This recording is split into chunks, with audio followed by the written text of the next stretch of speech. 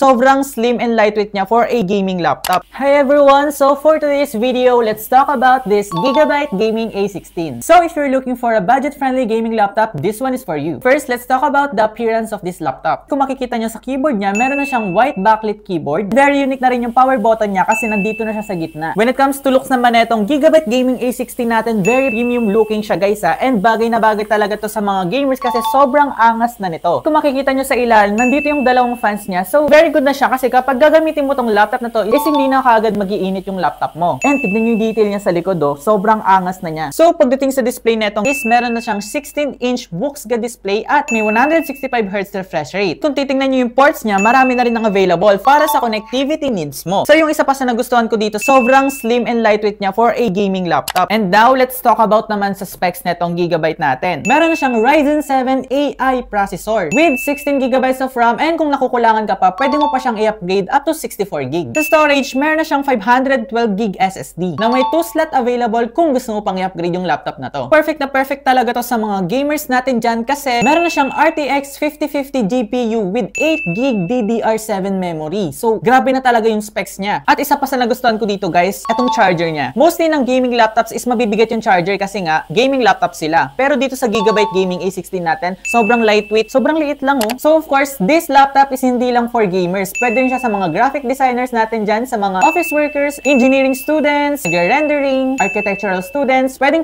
na to sa inyo. So sa ganito kagandang specs and features, sa mga mall, nagre-range pa yan ng around 73K and above. Pero dito sa Laptop Factory, mabibili mo na lang to ng below 62,000 pesos at may kasama ka pang Gigabyte Gaming backpack. So if you're interested with this Gigabyte Gaming A16, this is available here at Laptop Factory main branch. Located kami sa Aurora Boulevard, tapat lang tayo ng Robinsons Magnolia.